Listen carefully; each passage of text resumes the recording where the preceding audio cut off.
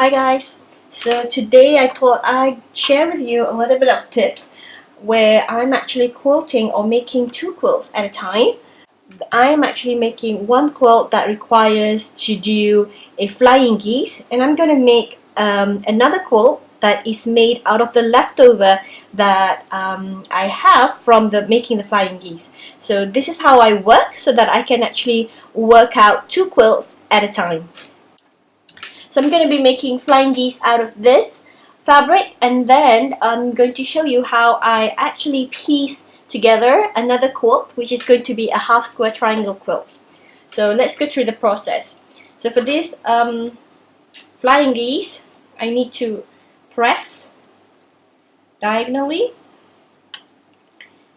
and I would chain piece this.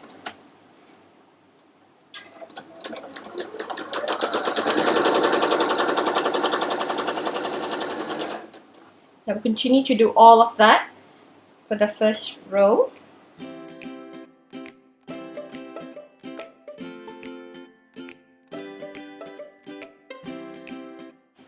Okay, once I've chain piece enough for that, what I'm going to do is actually trim the corners off. So this is when I'm actually going to piece this half square triangle. So this is going to be leftovers, and I'm going to just take that and align it and just go and fit it under my machine directly. So I have no plans yet for this, but I'm actually making, I know that it's going to turn out into a half square triangles, and half square triangle is very versatile. You can turn it into a quilt anytime. So I'm just going to continue in doing that.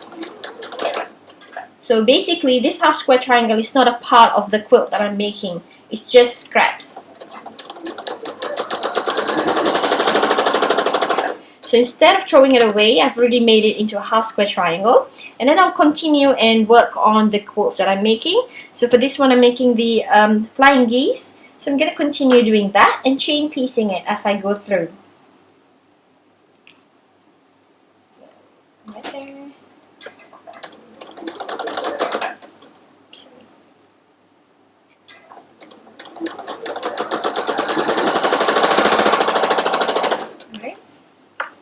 And I repeat the same thing with the second one, and I keep doing this. So whenever I slice them off, I'm going to feed that under the machine first.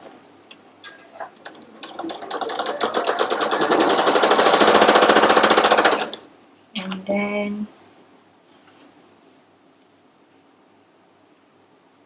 now you might think that it will take you longer to finish the first quilt, but imagine that you're going to finish off with blocks that is prepared for two quilts. So it's kind of time saving there, and fabric saving too. Right. So I'll continue doing that until I finish with this block, and I will do the same for all of the pieces until I end up with the beautiful half square triangles and also the blocks, the flying geese blocks. It's always a good idea to have a cutting table or cutting area really next to your machine. It really saves a lot of time. And you also notice that I don't go and press my seams. I find that finger pressing is good enough.